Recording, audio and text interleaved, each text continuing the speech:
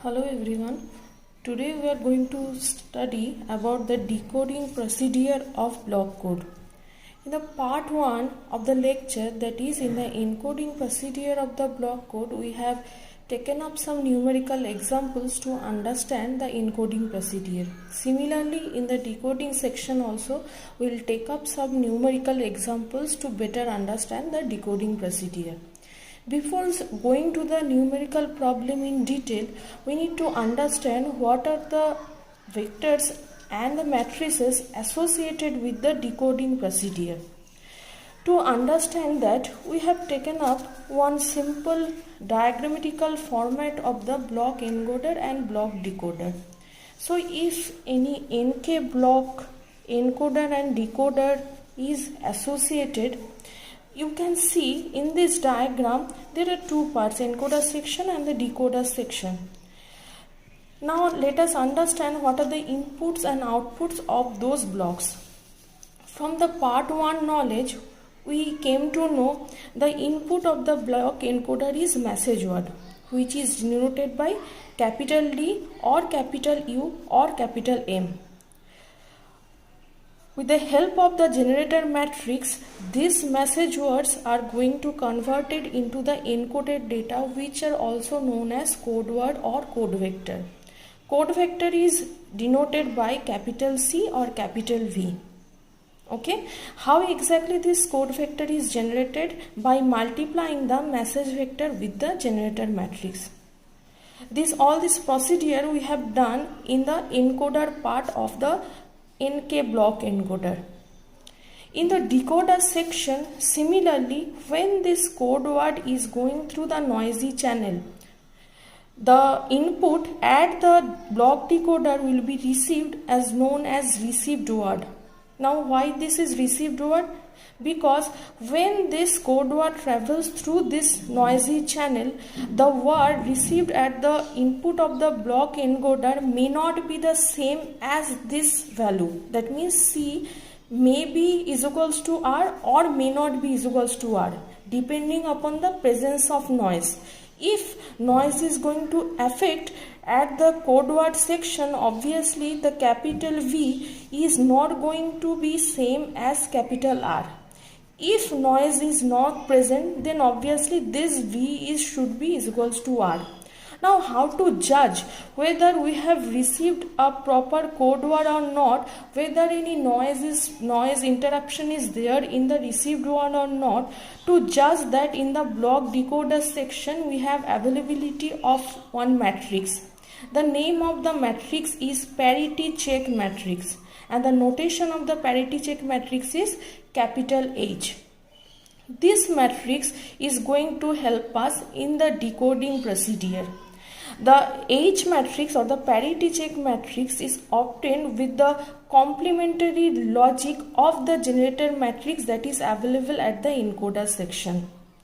Now, to judge whether the received word is correct or not, that means whether we have obtained the received word as same as this B or not, to understand, we are going to take the help of one more vector known as syndrome vector. So basically syndrome vector is going to help us to judge whether we have received the correct encoded data at the receiver side or not.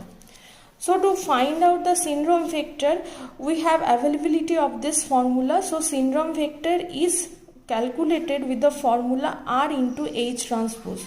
What is R? R is this received vector, and with the help of transpose of the parity check matrix that is available at the block decoder section, we are going to find out the syndrome vector value. If S is equals to 0, then we say that the received word received at the input of this block decoder is same as the output of the block encoder. That means by transmitting this medium, that is the noisy channel, there is no noise interruption in the code word. In that case, our syndrome vector value will be 0. Why? Because syndrome is calculated with this product, that is the receive vector, that is been multiplied with the transpose of the parity check matrix, and we know that the G into H transpose is equals to 0 from the property of the block code, and since C is equals to D into G, we can further write C into H transpose is equals to 0. Thus the syndrome vector value is 0 and we can conclude there is no presence of error. If S is not is equals to 0, then we say the receive vector is not as same as the code vector. Why? Because in that case receive vector will not be same as the code vector, but there will be addition of one more vector that is known as the error vector. So if I further find out the syndrome vector of this, that means R into H transpose, I can further write in form of CH transpose plus EH transpose. Just now we have seen that CH transpose is equals to 0. So further the syndrome vector that is non-zero will be totally dependent on the vector that is known as the error vector. Since the syndrome vector is dependent on the error vector, thus we can find out the error location from the error vector E. Now to understand this particular proof, that is G into H transpose is equals to 0 and further CH transpose is equals to 0, we have to see the generalized representation of the parity check matrix and the generator matrix. So just now I told there is availability of matrix, that is parity check matrix, in the decoder section, and the representation in terms of generalized format will be given like this.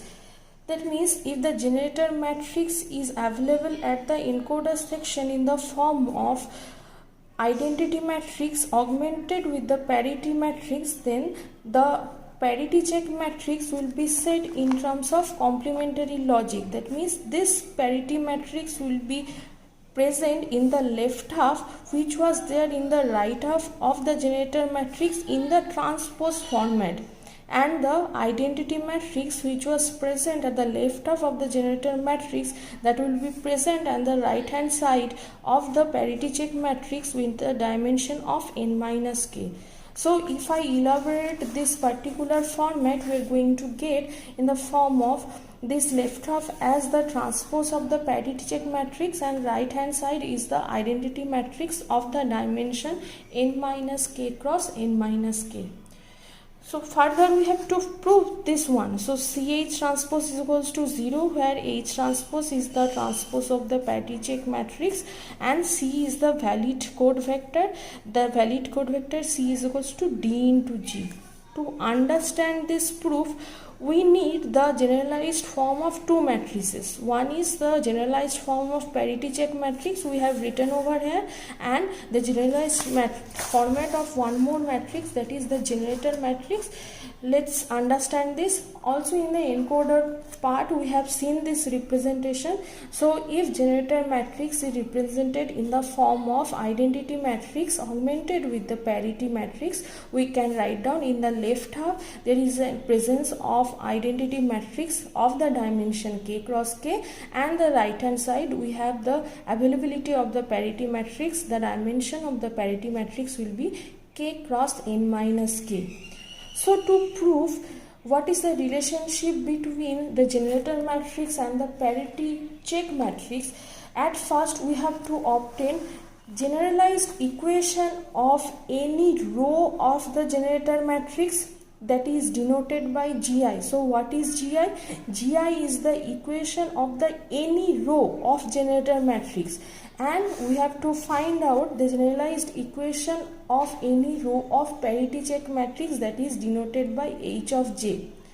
I repeat, to understand the relationship between the generator matrix and the parity check matrix, we have to first find out the generalized equation of any row of generator matrix, that is denoted by GI, and the generalized equation of any row of the parity check matrix, that is denoted by H of J.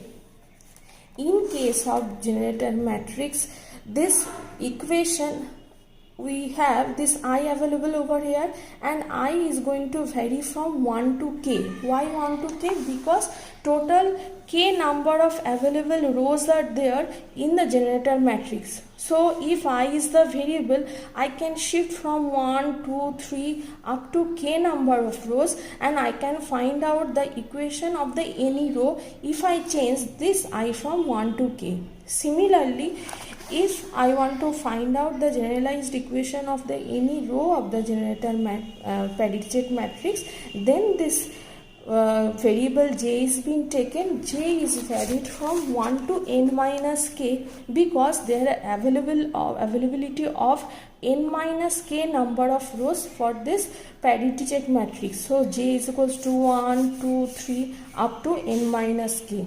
So if I take variable I and j that is required for generator matrix and the parity check matrix, I can form any row equation of the generator matrix and parity check matrix as well. So if I find out the relationship between this row and this row, then I can find out the relationship between the whole matrix, that is generator matrix and parity check matrix. So to understand what is the relationship between G into H transpose, we have taken the consideration of the row representation of the generator matrix.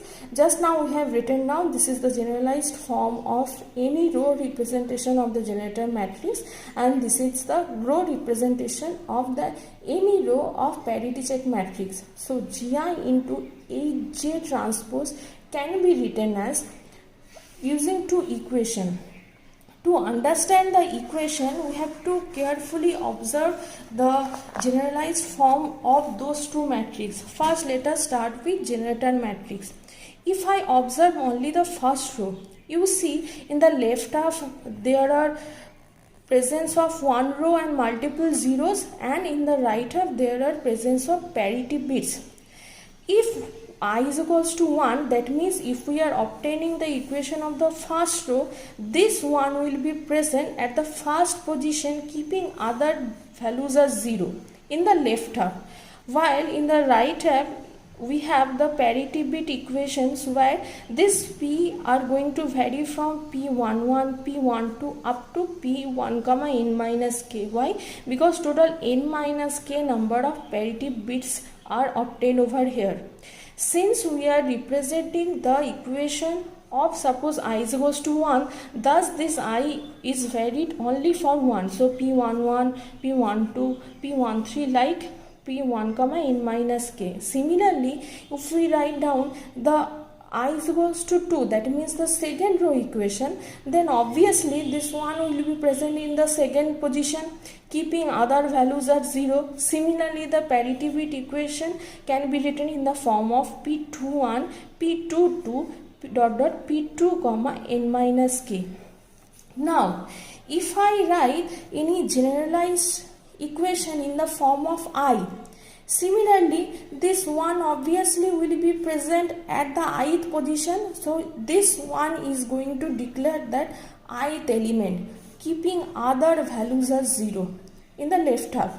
And in the right half, similarly, since we are obtaining the ith row equation, we have pi1, pi2 dot dot up to pi comma n minus k. For better understanding the proof, let us suppose we have taken one intermediate variable, that is Pij. From this to this, how many elements are present total? J elements are present. This is intermediate any element, okay? From this position to this position, total J number of elements are present. Why? Because P1, I1, Pi2, like this Pij is obtained. So from this point to this point, total J number of elements are present. And if we say the presence of this Pij from the starting, so this will be k plus jth element. Why k plus jth element? Because this total values, that means 0, 0, dot, dot, 1 up to 0, total number of these elements are k. Okay. So this k number of elements will be present at the left half, and in right half j number of elements are present. So up to this Pij, so the location of the Pij is k plus jth element if I consider from the very first location. Similarly, for the jth row of the parity check matrix, we can write down in the format like this. So the first element is Pij, then P2j up to Pkj is the equation obtained from the parity matrices, that is augmented with the zeros and ones obtained from the identity matrix. So in this section total k number of elements will be present, and for our better understanding we have taken an intermediate position, that is suppose ith position. So obviously the ith position element, the value will be in the form of Pij. Now concentrate on this. So in the right hand half there will be presence of zeros and only one. This one will be present exactly at the jth position. Why jth position? Because we are obtaining the equation for the jth row of the parity check matrix. So from this to this total j elements are there. So if I consider this element 1, from the starting the position of this one will be k plus jth element. Why k plus j? Because from here to here total j elements are present, and in the parity bit equation section total there are k number of elements. So this one will be present in the form of k plus jth elements. So if I further take the multiplication of the any row of generator matrix representation with the transpose of any row representation of the parity check matrix, we are going to get the multiplication operation like this. These equations are written, the equation just now we have obtained from previous two representation. Observe one interesting feature here. Since over here total k number of elements are present, so in the left half of the generator matrix equation total k number of elements are present, where all the values are 0 except 1. Where this 1 is present? Suppose at the ith element, it depends upon the row value. Whereas if you see the representation of this H J transpose, there are total k number of elements in the form of parity weight equation Pij, P2j up to Pkj, whereas the complementary set is given for over here. In the right hand side of the generalized equation of G, there are equation of Pi1, Pi2 up to Pi of n minus k. That means here total n minus k number of elements are there in the form of parity bit equation, whereas in this particular representation, that means Hj transpose, total n minus k number of zeros and ones and there in this format. That means when in the left hand side identity elements will be present in the form of zeros and only ones, in the multiplication there are parity bit equation for Hj transpose, and in the right hand side the opposite manner, where the parity bit equations are there for Gi. Here in this multiplication only zeros and ones are present. So if you observe carefully, in only two positions the multiplication exists. Why? This at first multiplication exists at the ith element, and the next multiplication exists at the k plus jth element, because though all these parity bits are available over here at the, since this is the multiplication, only the multiplication will be existing for this one, keeping other values as 0. Why? Because though the values are zeros or 1 of this parity bit equation of the parity check matrix, we have availability of only 1 in the left half of this generator matrix equation. So the multiplication result is going to contribute is this only for this one. In the next step, you see the opposite operation. Though there are various parity bit elements are present in the right half of the generator matrix row equation, here only in the multiplication section, the multiplication exists only for a particular element, that is for this one.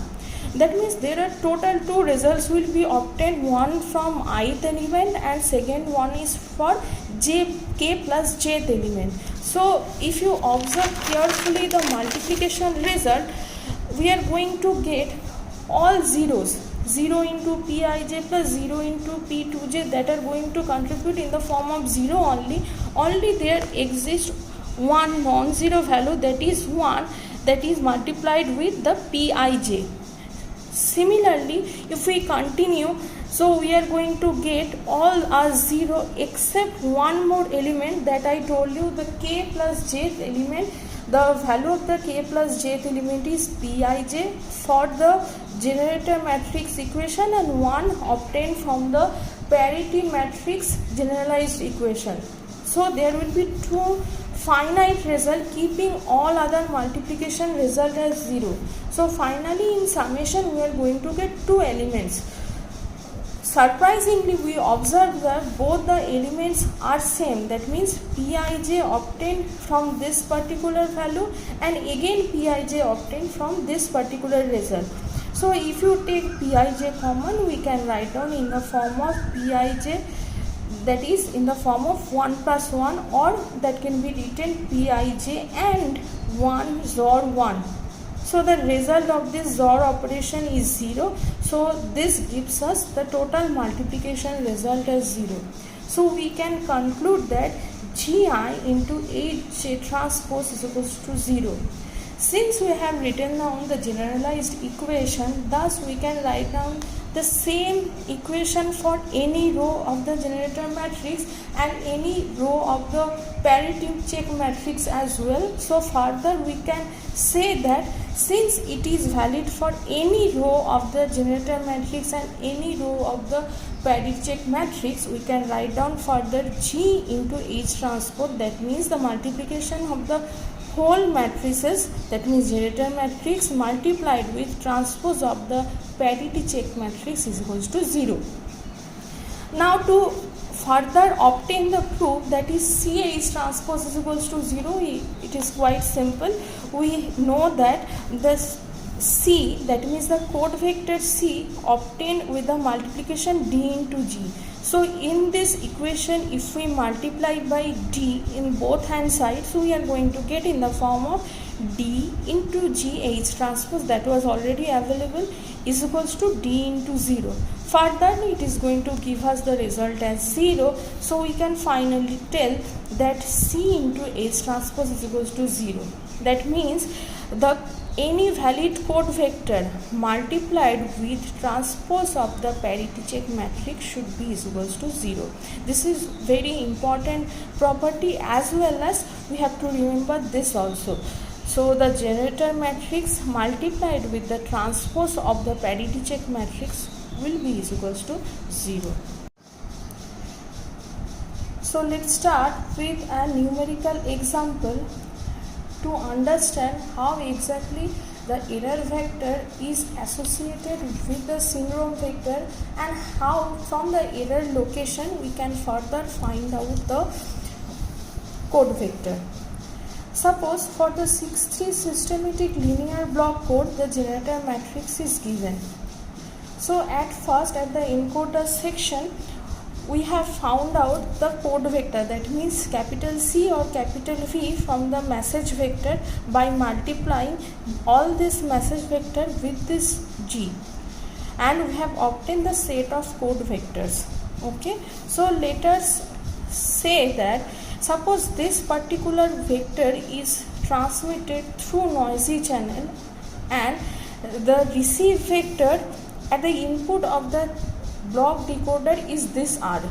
Observe carefully, the C was written in the form of 111000 and the receive vector is taken in the form of 111100. That means over here in the fourth position, this 0 is changed by the value 1 due to the interruption of the noise.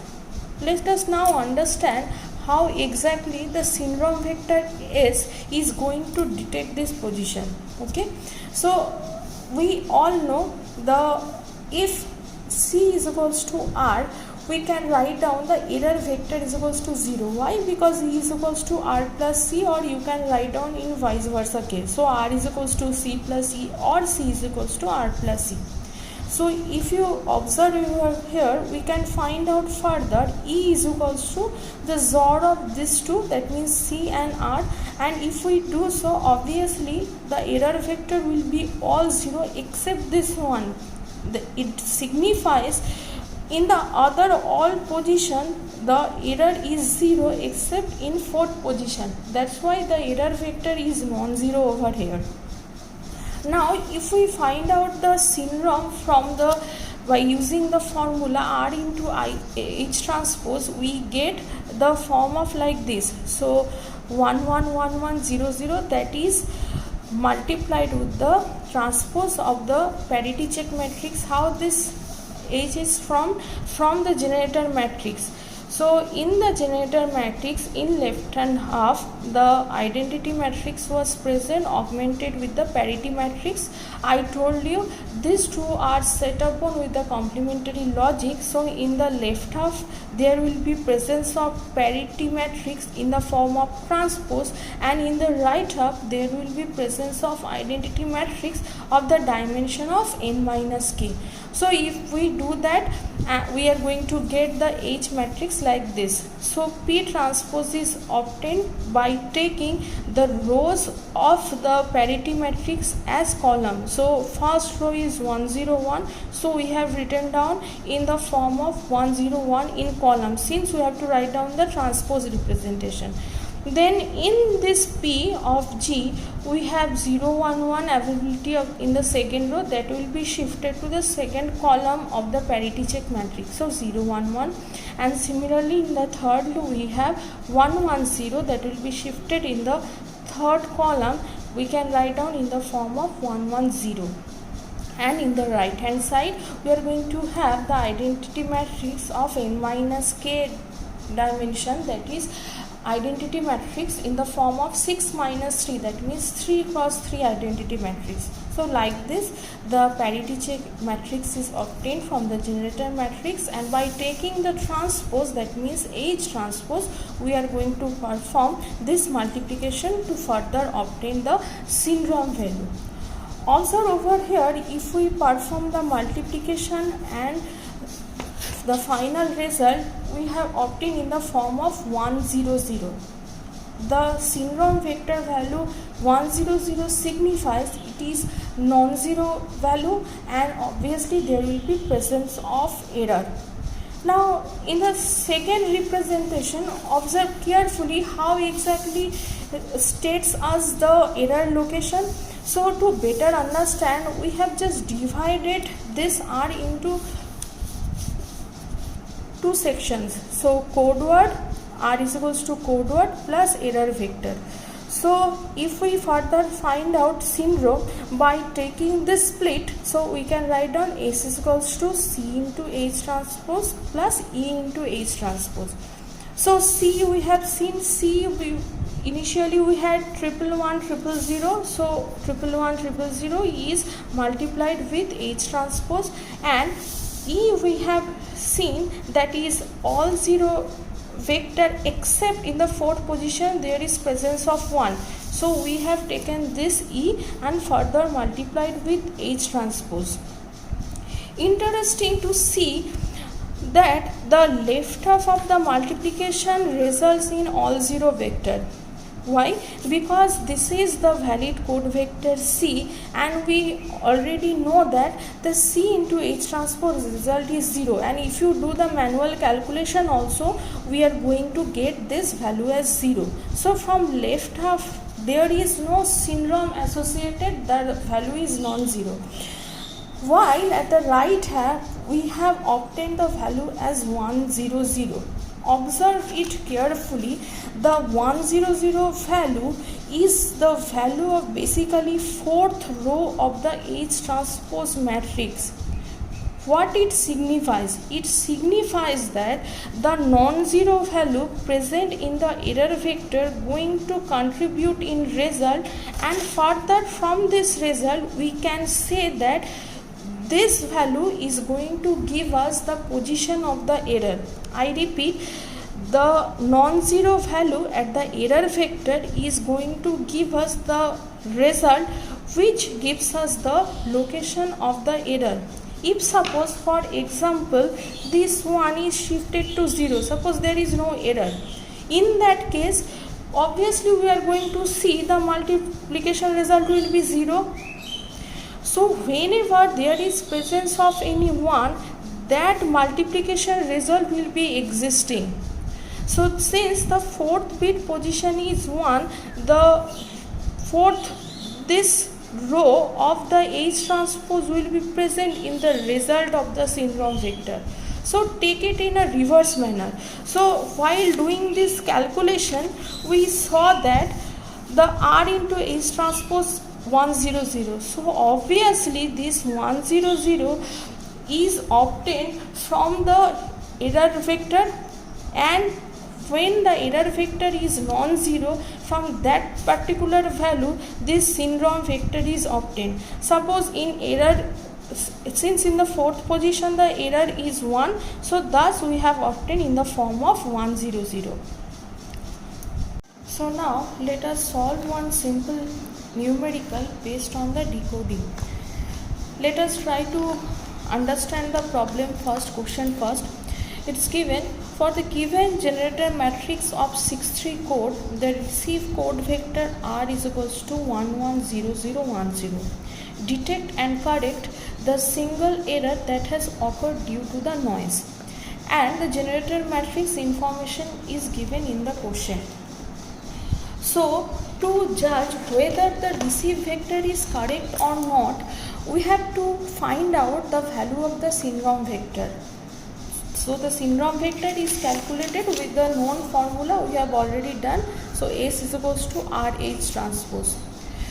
To further find out the value of this syndrome vector, this R is already given in the question. So we have to next find out the formation of the parity check matrix. And with the help of the generator matrix, we can further find out the parity check matrix representation. In the given question, in the left hand side the presence of identity matrix is there, in the right hand side the presence of parity matrix is there. So just taking the parity matrix separate, I can write down in the form of P is equals to 101, 011 and 110. To form the parity check matrix, we need the representation that is the complementary form of that of the generator matrix. So H should be in the form of P transpose augmented with identity matrix in the right hand half, because in the generator matrix the identity matrix was present in the left hand side, parity matrix was present in the right hand side. In the parity check matrix, the transpose of the parity matrix will be present in the left hand side, whereas the identity matrix of the dimension n-k will be present there in the right hand side. So in our case we can write down in this form P transpose augmented with I3. I3 is identity matrix of dimension 3 cross 3. So just putting down these values, we can finally get the representation of parity check matrix in the form of P transpose matrix augmented with the identity matrix. And already in the question paper we have the availability of R, that is the received word. Now we have to find out further the syndrome vector to judge whether there is any presence of error in the received vector or not. So S can be written in the form of product of R into H transpose, and also further S can be written in the form of three elements S1, S2 and S3. Why? Because the dimension of the S is 1 cross n minus k. In our case this is 6-3 block code, so there will be three elements present. So S1, S2, S3. Now let us find out the product of R and H transpose. we have obtained by modulo 2 multiplication addition operation the syndrome vector value as 100. Obviously this 100 value is non-zero value, and non-zero syndrome indicates the presence of error in the received vector. And in the previous problem also we have seen that the non-zero syndrome basically occurs from the error vector, and the error vector should be non-zero, where in error vector the presence of 1 is there. By multiplication with the H transpose matrix we are going to get the result of the syndrome vector which is non-zero value. So if we see in our case we have got S is equals to 100, and if we carefully observe it matches with the fourth row representation of the H transpose matrix.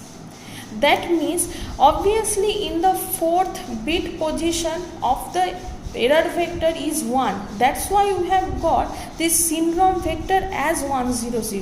So we can finally conclude that the syndrome vector S100 is present in the fourth row of H transpose matrix, and hence in the fourth bit in the received vector R, counting from the left is an error.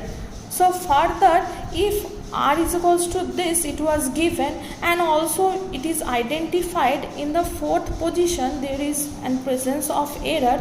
So this bit is 0 is basically from the interruption of noise. So if I change this 0 to 1, I can get the original code vector transmitted. Or else we can write out the C code vector in the form of 110. This 0 will be changed again to 1 because this 0 was changed from 1 to 0 due to presence of noise. So this is 1, and other bits are remaining as it is. So 110, 1 and 10 gives us the information of the corrected code vector. So like this, with the help of the syndrome vector, we can find out the exact error location, and also finally we can correct the received vector and get the originally code vector transmitted. Now let us take one more example. Again, let us study the question first. For a systematic 7-4 linear block code, the parity matrix P is given by this. In the first part, they have asked us to find out all possible valid code vector. In the second part, they have asked a single error has occurred in each of this received vector, detect and correct those errors. So there are total 3 sets of received vectors are there. We have to find out the errors present in each of this. And finally, we have to draw the syndrome calculation circuit for this particular block encoder and decoder. Now, in the question, the availability of the parity matrix is given. So we can easily form the generator matrix in the form of IK augmented with the parity matrix. Since this is the 7-4 linear block code, so the dimension of the identity matrix for G will be in the form of 4 cross 4. So I can find out G in the form of I4 augmented with P. P information is given already in the question, so I can write down in the right hand half, while in the left half we can write down the representation of the identity matrix. Now, so the required information for the first part is obtained. So to find out all possible valid code vector, we need the information of the generator matrix. So already we have found out the formation of the generator matrix, and also we know that the code vector is constructed by the multiplication with the message vector and the generator matrix. And since this is 7-4 code, total there will be availability of 16 message vectors, and corresponding with those 16 message vectors we will be having 16 different set of code vectors. So by multiplying this D with the generator matrix G, for each of this message vector we can find out each of the code vector. So in this table you can see all the message vectors starting from 0000 up to 1111 is being taken, and multiplying with this message vector and generator matrix we have obtained this code vector. So for 7/4 block code, total 16 number of message words are possible, and since all the message words are being multiplied with the generator matrix, further we can obtain total 16 number of code word. So our first part of the problem is done. So second part was asked, set of 3 different receive vector are there. We have to find out the error location of it, and also we have to find out correct the receive vector. In the previous problem only we have seen that to find out the error vector present in any received word, we need the information of the syndrome vector.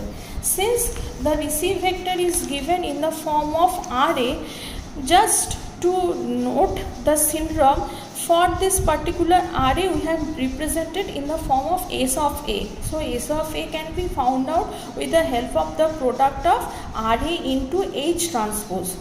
So to find out the syndrome vector of this received word, we need the information of the parity check matrix. Again, in the same manner we have found out the parity check matrix representation by taking the transpose of the parity matrix in the left hand side, augmented with the identity matrix in the right hand side of n minus k dimension. In our case it will be P transpose augmented with I3.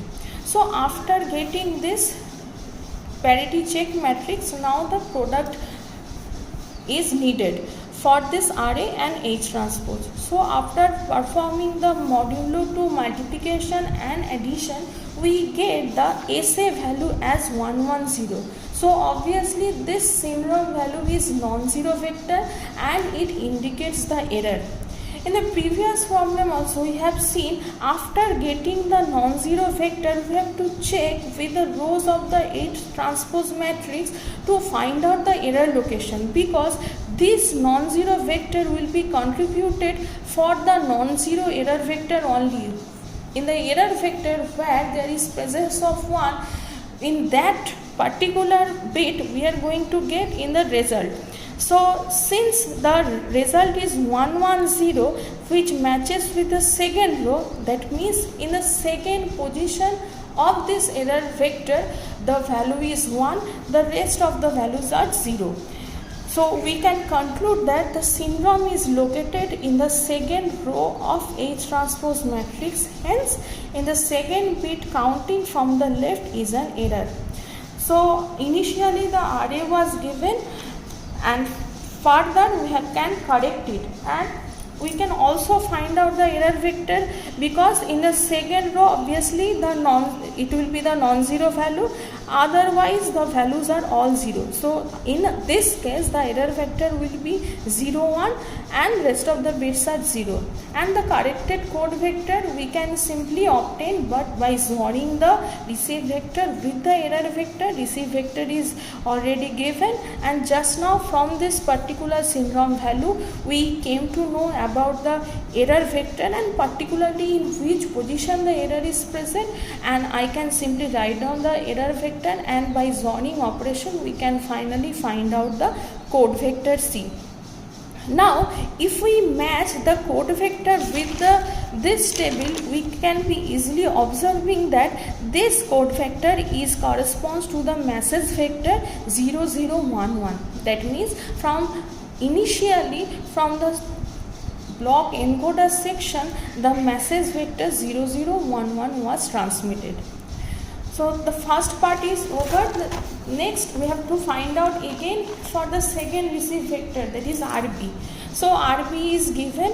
Again to find out the syndrome vector for this RB we need the help of this equation. So SB is equals to RB into H transpose. Again, by finding out the product, we get the SP as non-zero value. Also, we see that the non-zero value is 101. Minutely observing the rows of the H transpose matrix, we see that it matches with the third row. So we can easily find out the error vector in the form of EV is equals to 0, 0, 1, because since this one is present, that's why we are getting this particular non-zero value. Otherwise, we would have got the all zero vector. So EV will be 0, 0, 1, 0, 0, 0, 0. And finally, the corrected code vector will be just XOR of this RB and EB. So RB is given, EV is obtained. So our corrected code vector will be in the form of this, where in the third bit position the error was occurred, so we have corrected it and change it 1 to 0 and finally obtain the code vector.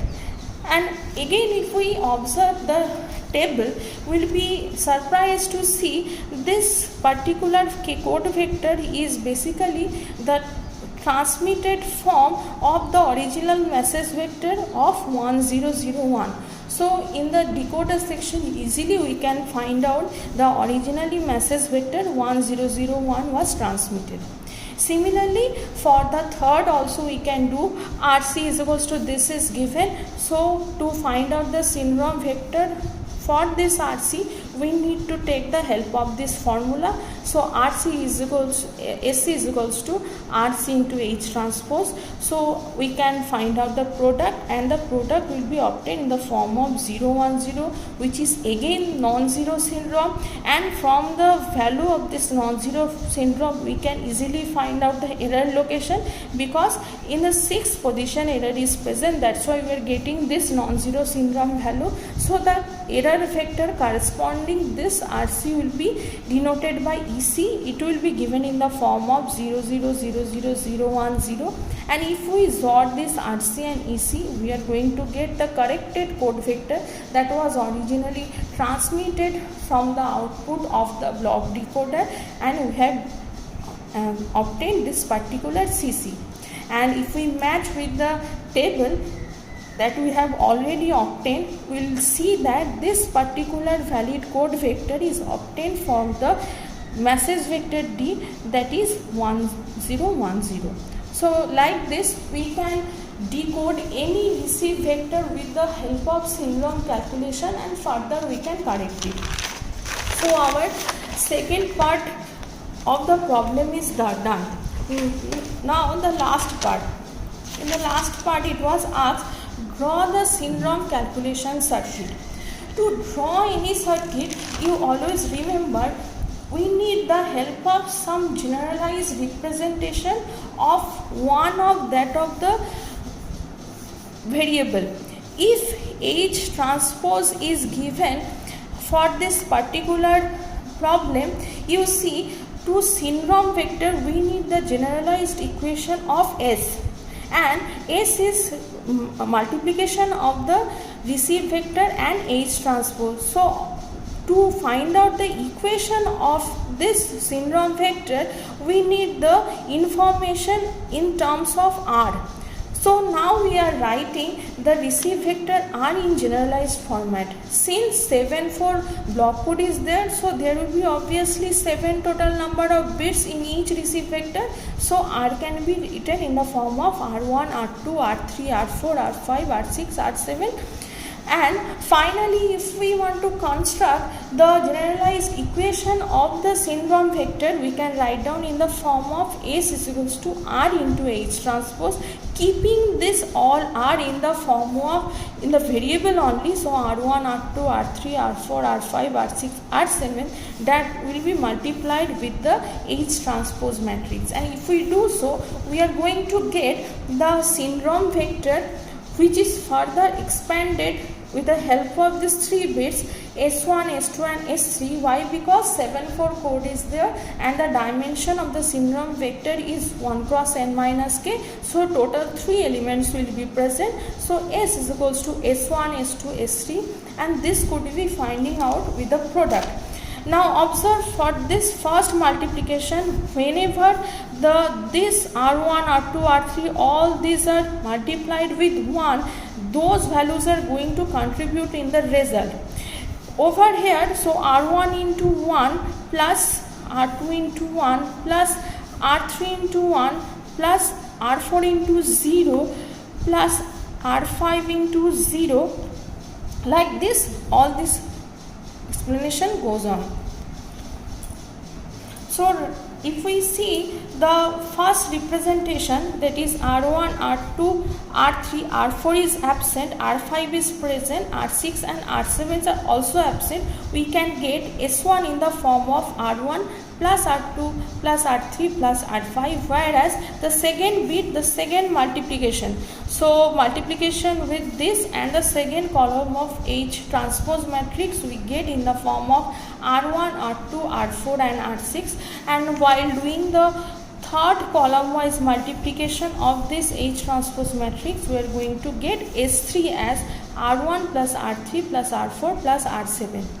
Just putting this equation in a simple circuit, we get with the help of some shift register and some XOR operator. So at first we need to take help of total 7 shift register. Why? Because total 7 number of bits are there in the receive vector. So total 7 shift registers are there starting from R1, R2, R3, R4 to R7. And depending upon this connection, that means to obtain S1 this particular operation should be done, to obtain S2 this particular operation should be done, we can just add on this circuit to further more level.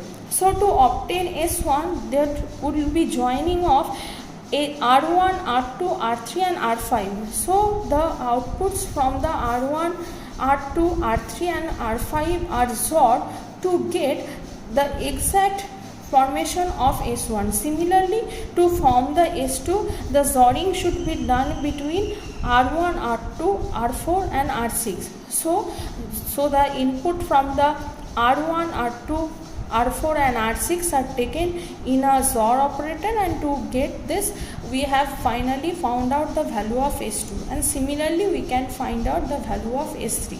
So this diagrammatic representation gives us the information about the syndrome calculation circuit, where the receive vectors are taken in terms of the shift registers and XOR operators. The number of XOR operators will be same as the numbers of bit present in the syndrome vector, and the connection will be dependent on the formation of the H transpose matrix. Like this we can form any syndrome calculation circuit. Okay. Let us take one more interesting problem based on the decoding part. Let us try to understand the question first. It's written, the parity check bits of a 8-4 block code are generated by the parity bits equation, that is C5 is equals to this, C6 this up to C8, where D1, D2, D3 and D4 are message bits. In the first part they have asked us to find the generator matrix and parity check matrix for this code. In the second part they have asked to find out minimum weight of the code, and in the third part they have asked us to show that it is capable of correcting all single error patterns and capable of detecting all double error patterns by preparing the syndrome table for them. So we'll go one by one. So the first part says that we have to find out the generator matrix and the parity check matrix. In the question, the parity bit equations are given. The parity bit equations related with the column 5, 6, 7 and 8 of the code vector. So it's easily understood that in the right hand side of the generator matrix the parity matrix will be present, and in the left hand side we will be getting the identity matrix. So if we observe this particular parity bit equation and try to write down in this format, so C can be represented as in generalized form multiplying D with G. So now we don't know what is G, we have to form. How we are going to form? We have to observe from the parity bit equation. Whenever the parity bit coefficients are 1, that is going to be in the form of presence of 1 in this particular matrix representation.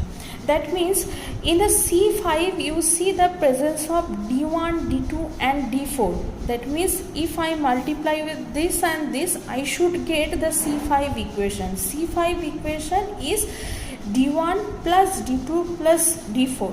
So if I try to understand this multiplication, so D1, obviously there should be presence of 1, that's why this D1 bit is present, plus D2 bit is present in the C5 equation, yes it is present, so the presence of 1 will be there in this position. Where the D3 bit is present, no, D3 bit is absent, that's why the third element of this row, of this column will be absent. And again D4 is present, that's why this coefficient is present. So if you multiply to obtain this C5, we are going to get D1 into 1 plus D2 into 1 plus D3 into 0 plus D4 into 1. Finally C5 can be written in the form of D1 plus D2 plus D4. Similarly, if you observe the C6 equation, it is given D1 plus D2 plus D3. So in the first position D1 coefficient is 1. In the second position, since D2 is present, coefficient is 1. In third position, since D3 is present, the coefficient will be 1. Since D4 is absent, the coefficient will be 0. Similarly, we can find out the equation of the column of the 7th and the 8th row. So if we construct the all four parity bit equation in terms of matrix representation, we get the whole parity matrix that is present at the right hand half of this generator matrix. So obviously in the left half we are going to have the presence of identity matrix. The dimension of the identity matrix will be 4 cross 4. Why? Because we have availability of 8-4 block code. That means IK cross K, I4 cross 4 identity matrix will be present in the left half of the generator matrix. So this gives us the whole representation of the generator matrix that is asked in the first part. So first part of the first portion is over. Find the generator matrix and we have obtained the generator matrix. Further we have to find out the parity check matrix. So in previous 2-3 examples also we have seen that if the generator matrix is given in the form of IP, then the parity check matrix will be present in the form of P transpose I of n minus k. In our case it will be in the form of P transpose I of 4. Just taking the parity bit equations and while forming the parity matrix and changing all these rows into the columns of this transpose, we can get the P transpose formation of this H matrix.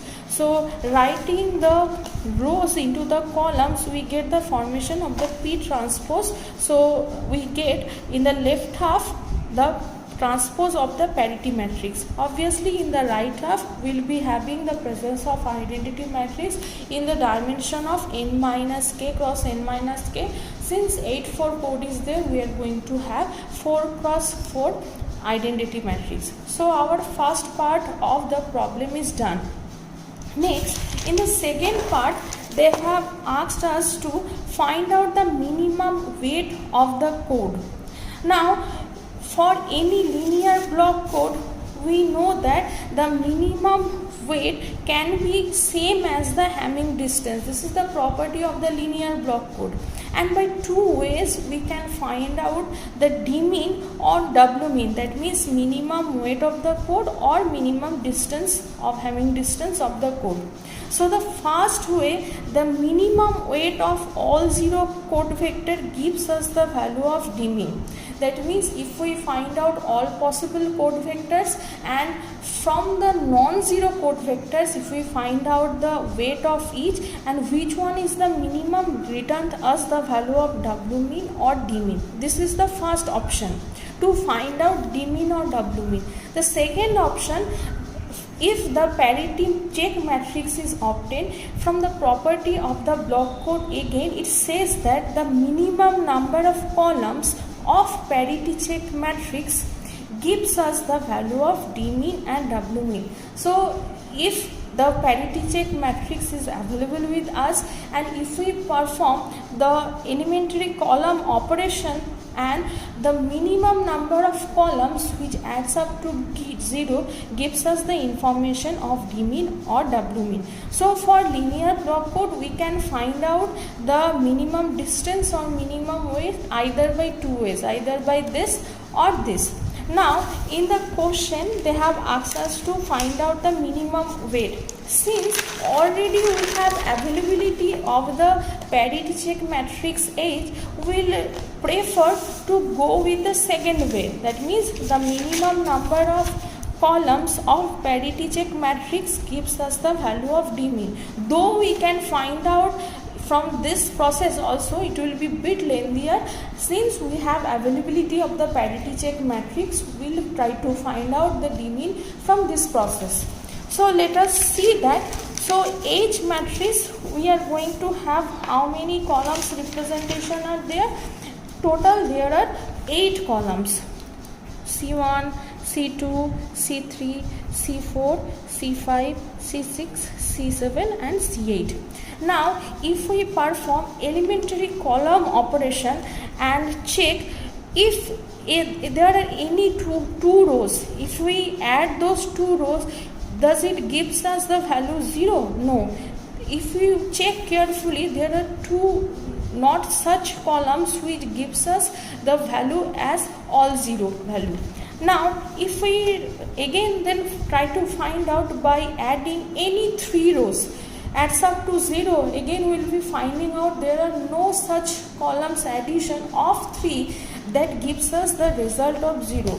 So again after this, now we will be trying for any 4 columns. So after inspection we find out, by inspecting the H matrix carefully, we observe that no 2 columns of H will add up to 0. Similarly, no 3 columns of H will add up to 0.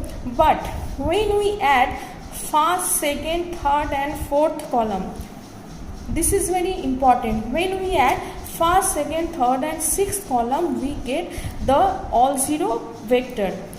So if we take the representation of the first column, so first, second, third and sixth, then we get in terms of elementary column operation as all 0 vector. How to find out whether this first, second, third and sixth? This is simply by trial and error method.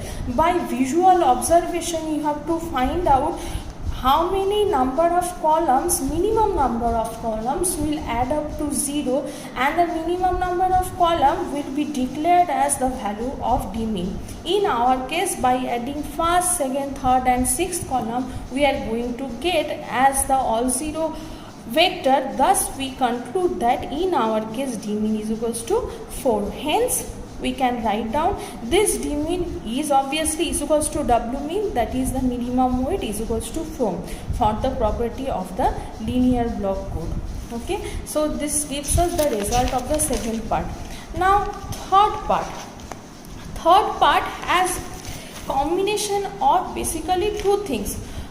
Let us study again, so that it is capable of correcting all single error patterns. At first let us try to find out this. So to find out this, at first we need to find out all possible single bit error patterns. So in this C1 to C8, so total 8 number of bits will be present in C. So if this C1, C2, so this is the representation of C. If it goes to the input of the receiver section, it will be obtained in the form of R, that is R1, R2 up to R8. So if the R is not is equals to C, that means there is presence of error. So if we talk about only single bit error pattern, how many error patterns are possible? Total 8 number of error patterns are possible. Why? Because error can be occurred in the first position, error can be occurred at the second position, or error can be occurred at third. Like that, total 8 number of elements are there in received word R. Thus total 8 number of single bit error can be possible. So if I write down in terms of this column format, at first the single bit error pattern starts with 1, keeping all other elements 0. What it signifies? It signifies there is a presence of error in the first position of the received vector, keeping all other elements same. That's why in the first position of this error vector value is 1, rest of are 0. Similarly, if the second bit is erroneous, then the error vector will look like this. If the third bit is erroneous, then the error vector will look like this. Similarly, we can total find out 8 number of combination just shifting the position of 1. So we are basically shifting the position of the error. In this, the position of the error was in the first position. Over here the error position is second. Similarly, we can go up to 8, so that we can find out all possible single error pattern. You observe carefully, without this combination any other single error pattern is not possible. Why? Because total availability of 8 number of values are there in R. So error can be occurred either in the first position of R or in the second position of R. Similarly, we can shift it to total 8, since 8 numbers are there in the received vector R. Total 8 number of error patterns of single bit will be possible. Now, if we want to construct the syndrome table, in the earlier section we have seen that in the very first section that syndrome is basically RH transpose, which can be also written in the form of EH transpose. So if we want to construct the syndrome table, obviously the parameter will be this error vector E. Now already you have taken up the possibility of all single error pattern. Now if we want to find out the syndrome of all this single error pattern, simply we are going to multiply the error vector with the H transpose. That means to find out the syndrome of this particular error pattern, we are going to perform the operation in the form of this. So S is equals to E into H transpose. To obtain the first syndrome value, we are going to simply write down in this format 1, total 7 zeros, 1 2 3 4 5 6 7. So this is the first error pattern that will be multiplied with the H transpose matrix, and whatever the value will be getting, that will write over here. Similarly, if we change this H in the form of second bit position, that means in the second bit position error is present, so 0 1, again some zeros, 1 2 3 4 5 6.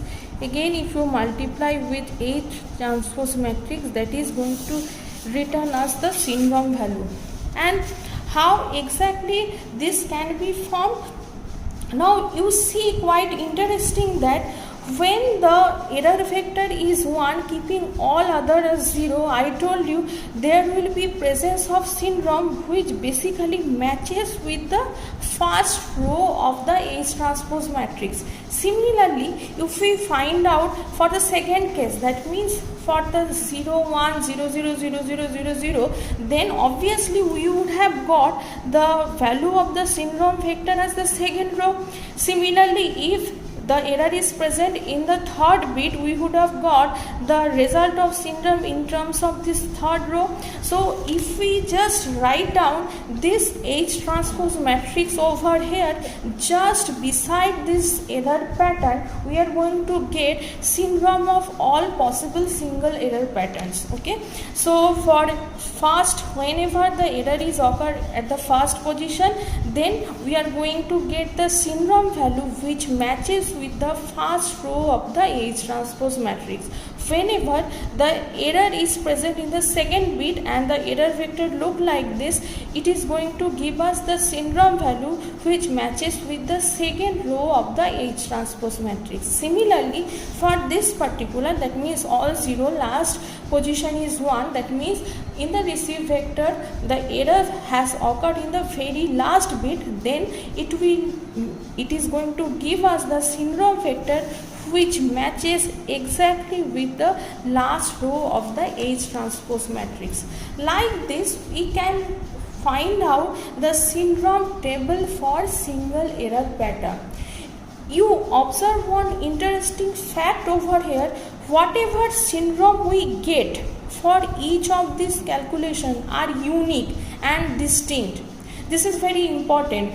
For single error pattern, whenever we construct the syndrome table, we see that each of the syndrome for different error patterns are unique or distinct. That means by seeing this syndrome only, if we don't have the availability of the error pattern also, since all are distinct and we have the availability of the H transpose matrix, we can easily find out the error equation. Why? Because all these syndrome values are distinct and unique for each of the single bit error pattern.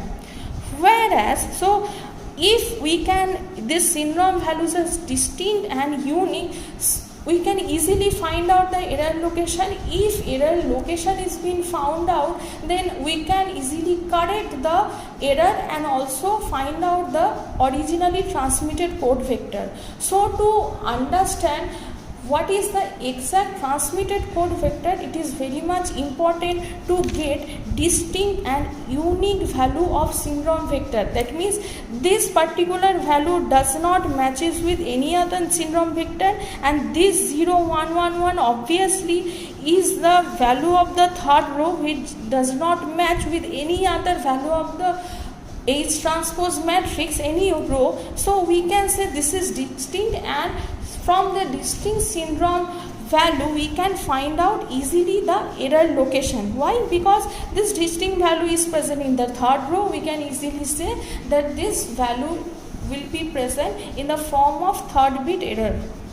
Now, if the syndrome values are not distinct, then what is the possibility? Can we find out the error? Not possible.